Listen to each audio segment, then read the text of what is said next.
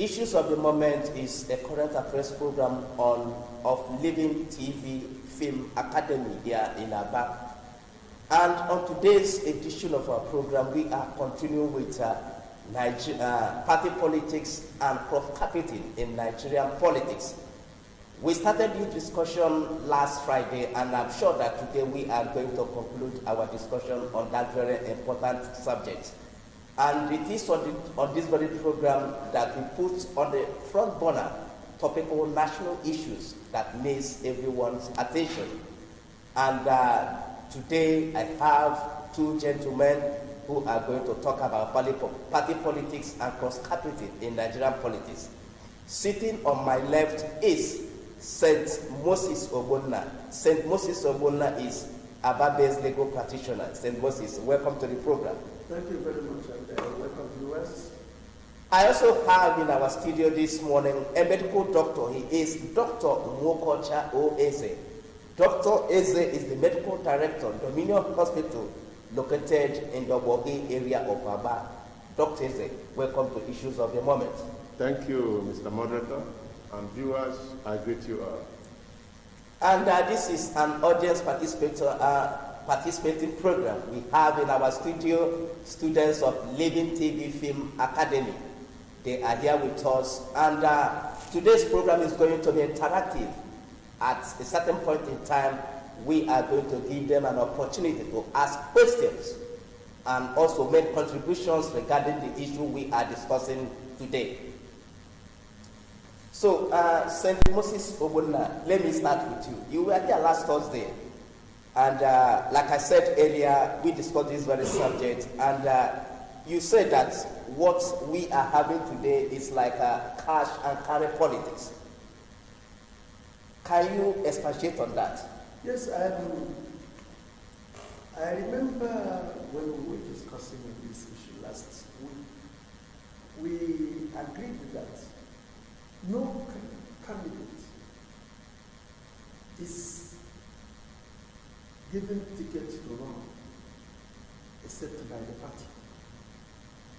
The party is the one that contests election, and not individuals, because we do not have independent candidates when it comes to running of election in Nigeria. That is why every candidate who ought to run must join a particular political party and must be a card-carrying member of that party and must be qualified to run based on the condition given by the party for that person to be a candidate and for him to contest. Then when we talk about the cash carry, what we now see is we now touch it. The party will be saying a different thing. The INEC, that is the moderator, will be saying another. The government in power will be saying another. The situation the party is giving the constitutional guideline to contest for an election, which includes formation of the party, recognition of the party by the INEC, going for what we call primaries. No, before primaries you have elections where the officers of the party, congresses, where the officers of the party are elected into offices before we go into the adult task, very tasking process of primaries. And after primaries, then come into the electionary campaigns, go from ward to ward, go from kitchen to kitchen, go from community to community, soliciting for voters to vote for the party based on the programs of that party. And when the programs of the party appeals to the people now vote them in. Only to be be saying that the moment you are protected, the party that lost, the party whose program did not appeal to the people, the party whom the people never voted for, somebody will just cross carpet and carry a whole lot of that vote to that party for nothing, and we will sit back and watch it. Except money. Nothing else can do that. Okay, thank you very much. Now, Dr. Eze, if you can remember what our former governor, Ayo Fayoshi of the Ekiti State, said that. He said that we are playing politics of stomach infrastructure. What do you think has been the effect? Yeah, thank you, Mr. Moderator. Yeah, the issue at stake is a very critical one in our national politics and our political life as a nation. The issue of party politics, cross-carpeting, stomach infrastructure, these are real issues in our political life. And it's very, very unfortunate that we as a people and as a nation have found ourselves facing these unfortunate and ugly scenarios and circumstances. I, as a person, I think if there's anyone who is more qualified to address these issues, I think I do. One being that I have contested election twice in the past. One, I contested election in 2019 for the Abia State House of Assembly, Aba Central State Constituency, under the platform of ABGA. Of course, I didn't get the tickets. Again, in recent past, I also contested for the Aba North and South Federal Constituency election, which took place just a few months ago, under the platform of All Progressive Congress, APC. Again, I didn't get a ticket. These issues, we have seen them. I have seen them real time. Personally, in the field, I experienced these things we are talking about here. The issue of cross-carpeting, these things are, the motive is basically because of, money, like we have said. Money plays a key role in when you see one politician jumping from one political party to another, just within a twinkle of an eye. Of course, you know that there is no ideology. So our political system is bereft of ideology, and that is one of the key issues responsible for this cross-carpeting, unguided cross-carpeting. And stomach infrastructure is a key reason for this. So it is real, and it has not done us any good as a people. So we, cannot support it. And I think the earlier we correct these things, the better for us. Thank you very much. Okay, Dr. Okocha, thank you very much. At this point, we are going to take a short break, and when we come back, the rest of the program continues. Stay tuned.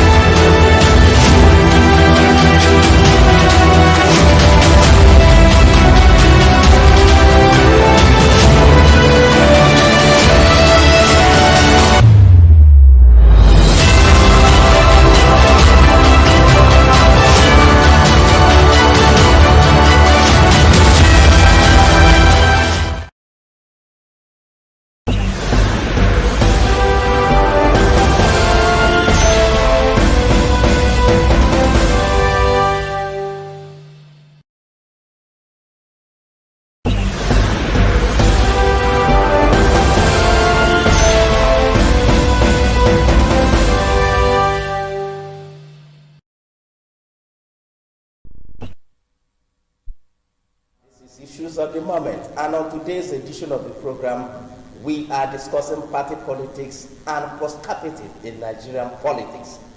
At this point, we are going to give an opportunity to students of Living TV Film Academy here in Aba. We want you to ask questions that are relevant to the subject we are discussing.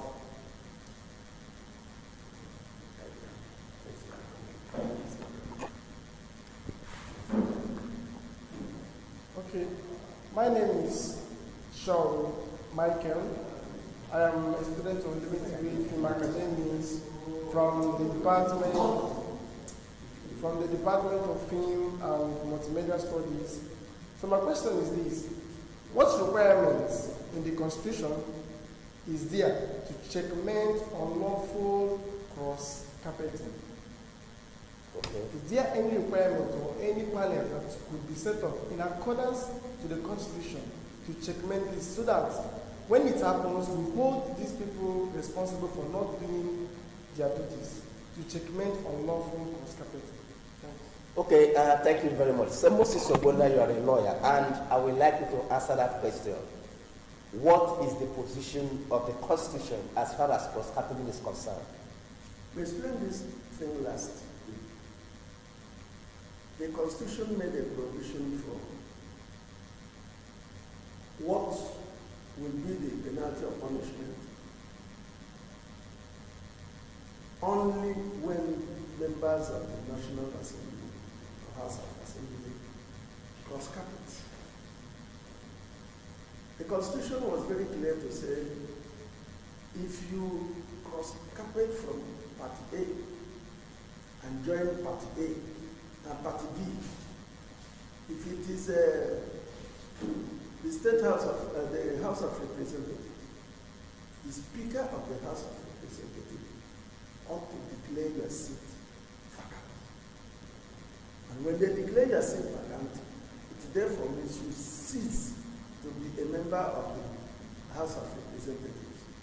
And the party you left will now bring in a new person.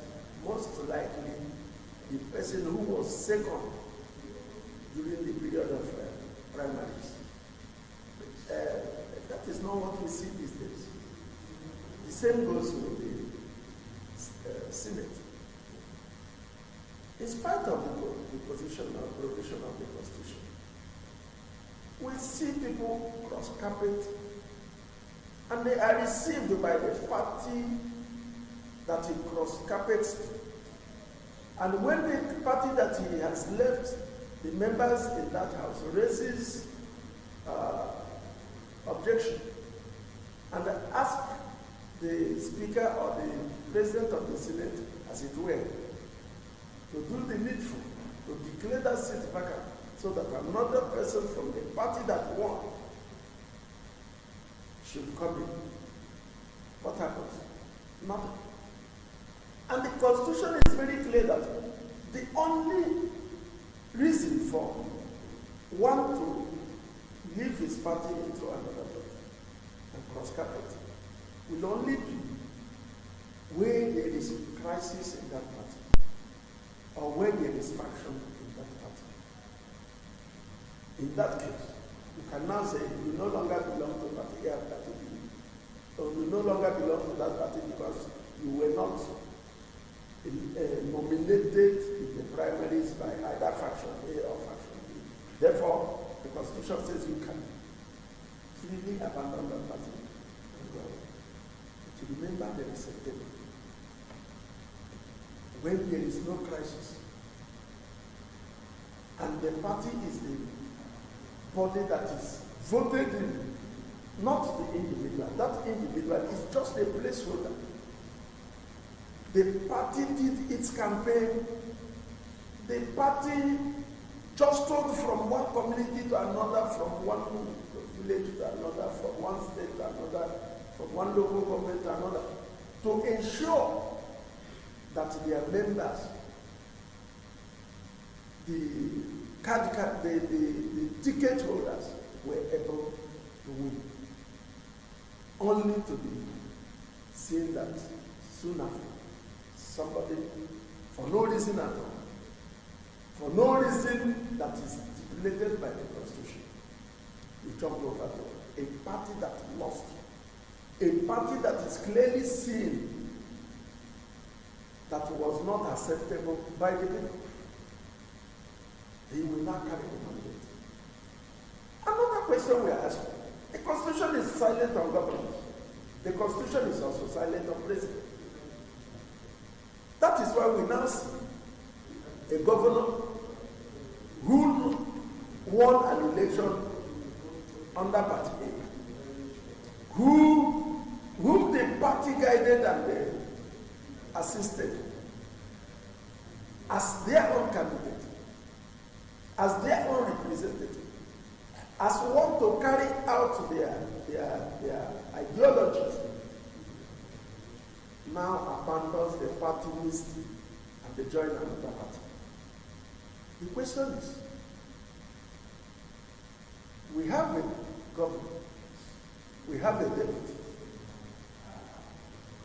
If the governor suddenly leaves the party, and the Constitution is very clear that wherefore there is no governor, the deputy takes over, what happens? Does it mean that the governor has carried the mandate of the party to a party that lost? We are saying we need to test it. We need to go to court and listen the position of the court. Okay, thank you.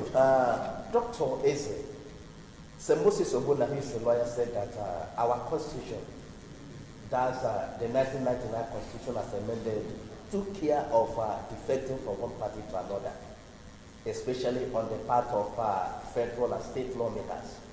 But that particular section of the constitution is not obeyed. What exactly is the problem?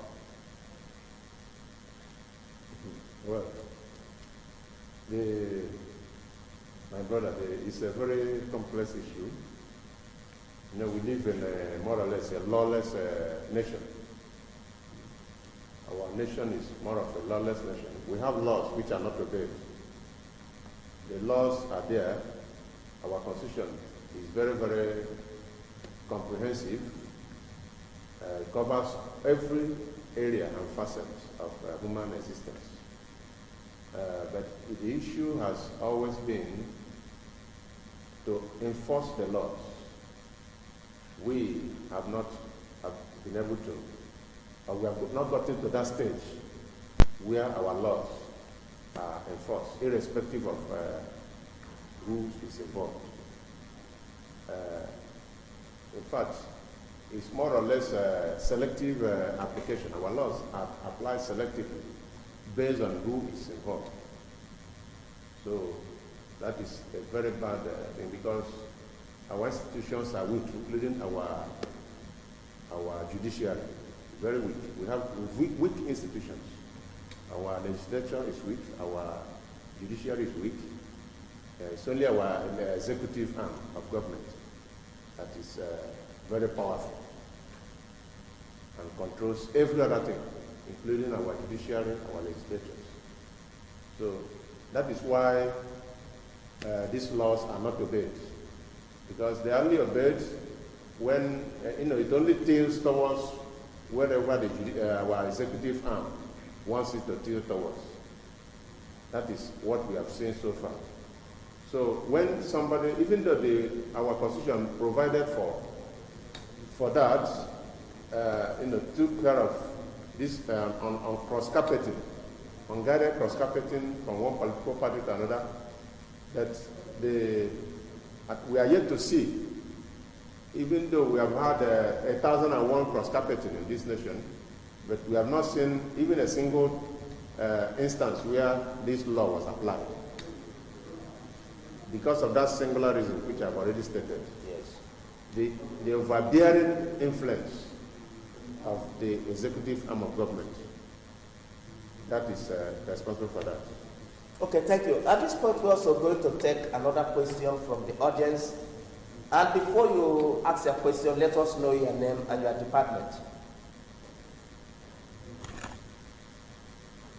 Still Sean Michael from the Department of Film and Multimedia Studies. So my question goes like this. Following the fact that what was explained previously, that it's the over-exercise of power by the executive that's part of the problems. Now, since all these are problems facing Nigerian politics, then how do we put an end to all of them? Okay, thank you, Sean Marcus. Now, Dr. Eze, I want you to answer that question. What is the panacea to the problem? Yeah, that is a very good question. Well, having identified the problem, the solution also is within reach, and that is only, it will take political will. It takes political will for us to solve that problem. Because now we have identified that the singular issue, the singular reason why this cross-carpeting has persisted, irrespective of the fact that our constitution adequately catered for that, is because of the overbearing influence of the executive arm of government. Now, how do we get away from that? We have to strengthen our institutions. And that is the one singular reason which I will prefer. Okay. Yes, strengthen our institutions. If we can strengthen our institutions, what I mean by that, strengthen the judiciary arm of government, strengthen the legislative arm of government. Having strong institutions. Yes, strong institutions. So that the executive arm of government will not be having a overbearing influence on the other arms of government. So if we can do that, then I think we can go a very long way in solving that problem. Okay, thank you very much, Dr. Eze. Now, Sean Marcus, has he answered your question? Let me chip in something. Okay, go ahead. You see, when he's talking about financial institutions,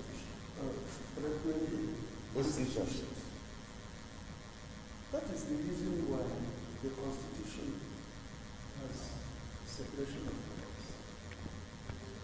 When the judiciary, the executive, the legislature are supposed to be independent. And that is the reason why we are clamoring for financial autonomy. So that the executive will not bring this peer-reviewers of the legislature or judiciary by using the instrument of money, where they will strap them on phone and they will go cap in hand begging the executive for money. And that is why both employment, promotions, working that comes from this institution ought to be handled by the institution without any other of these institutions influencing them. You will see that we have the police, we have the EFCC, we have all these people under the executive. What we see is when they investigate you and they see that there is a financial misappropriation from you, what do they come to you and show you and say, cross over to our party and we will cover it. So it's alleged. But we are saying, if we have true separation of powers, where these institutions are strengthened by allowing them have their financial autonomy, being autonomous in whatever decision they want to take, this issue of cross-capital, the confidence of the people in their party, we have to be established. But the situation, there is a voice of Jacob, and there is a hand of Esau dragging you somewhere. This cross-capital will stop. Okay, Dr. Eze, apart from having strong institutions, don't you think that if politics can be something on a part-time basis, that it will check defecting from one party to another? Because as of now, what we have are professional politicians Yeah, that's what we call politics of only one address. You don't have an alternative address. You know, when a politician describes himself as a professional politician, then it means that he doesn't have any other address apart from politics.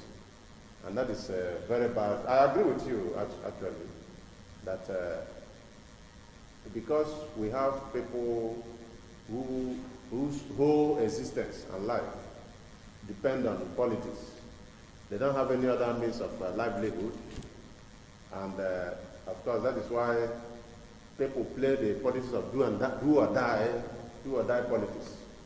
And when you play do or die politics, that is why people also cross-carpet indiscriminately, because they are desperate, in a desperate move to remain within, remain relevant politically.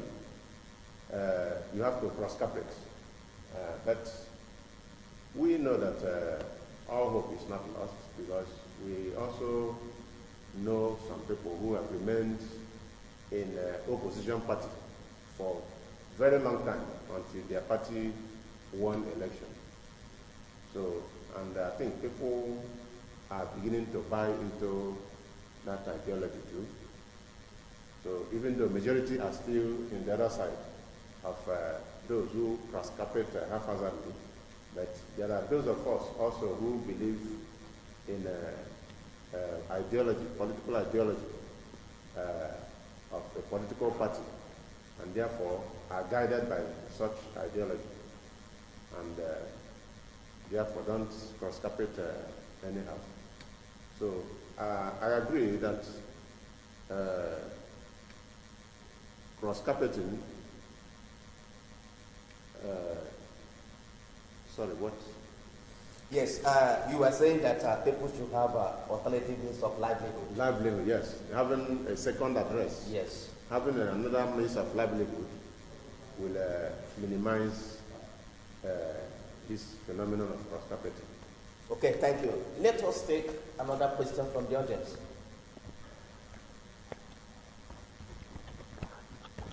Identify yourself properly. Good day, everyone. My name is Priscilla Kingsley, a student of Living Teaching Academy from the Department of Information Science and Media Studies. My question goes like this. Why won't the Constitution be reviewed, since the Constitution didn't specify a punishment for a governor who was carpet unlawfully? Can you ask that question again? I said, Take why it won't again. the Constitution be reviewed, since the Constitution didn't specify a punishment for a governor who crossed carpet unlawfully? Okay, thank you. So Moses Ogoni, I want you to answer that question as a lawyer. Let me say, where there is a lacuna in the Constitution, that is where the Constitution at the time of the writing, certain things were not contemplated by the writers to possibly occur. That is why the judiciary is there to interpret the Constitution and begin to look at the payment of the writers. What did the writers have in mind when they write the Constitution?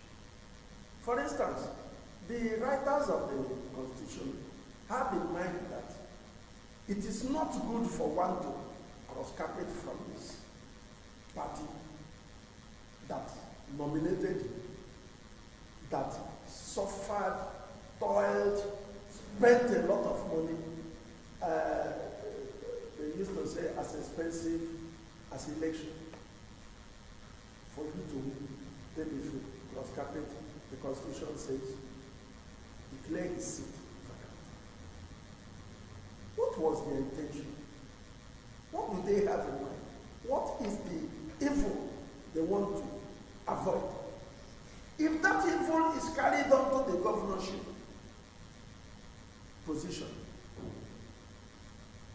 will the evil they want to avoid, if somebody will just sit to say, because governorship position was not mentioned, therefore a governor can cross-carpet, will that evil be perpetuated? if the governor hides under that column, that constitution did not make specific mention of the governor. That is why the court is there. Because it is said in legal rights that another definition of law is what the court says and does, and nothing more retention. What we ought to do, instead of going into the laborers' job of amending the constitution and reviewing it, we simply take it to the law court and let the judges, the court that says what the law is, begin to interpret it and begin to say whether it is an evil for a governor that has a dual mandate, him and his deputy, and why the deputy is provided is where the governor is no longer there, the deputy takes over.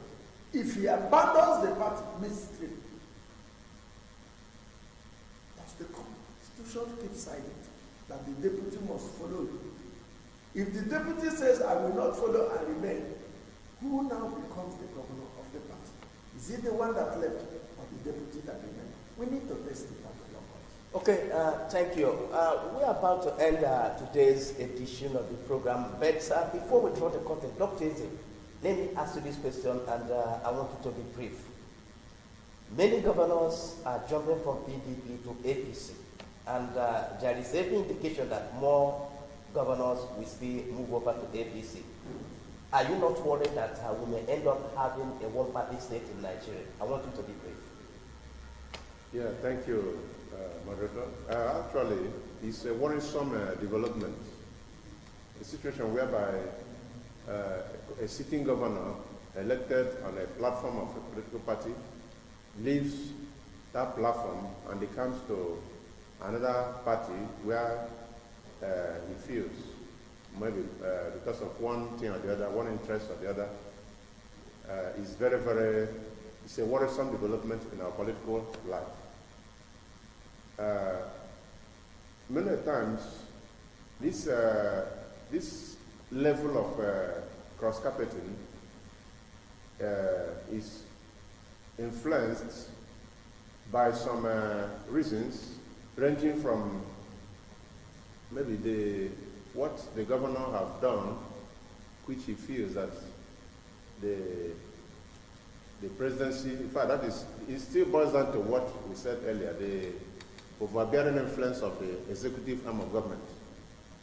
And in this instance now, at the federal level, the power, the federal government now overbearing, exercising their powers over the other state governments. So these governors, they are more or less blackmailed into leaving there, because ordinarily, under normal circumstances, I don't think any governor will want to leave your political platform under which you are elected and they come to another one. But many times these governors are blackmailed by the government in charge of the federal government. Okay, by the central government. Yes, to decamp to the ruling party at the federal level, so that they will now, add to their victory, electoral victory. So these things are what we are seeing happening live under our very eyes. So it is not a good development, because, like you said, it will tend to a one-party system, and it's not good at all for our political development as a people, because where there is no opposition, then it means that anything can happen without any challenge from any quarters. So it's not good as a people for us. Okay, thank you very much. With that, we have come to the end of today's edition of the program. We have been discussing party politics and cross-carpeting in Nigerian politics. I want to thank my two guests, St. Moses Obonna, a lawyer, and Dr. Nwokocha Eze, a medical doctor. Doc, thank you for coming to the program. It's my pleasure, sir. I also want to thank students of Living Television Film Academy for participating in today's edition of Issues of the Moment. Thank you very much. My name is Chimezie Ozems. Thanks for watching.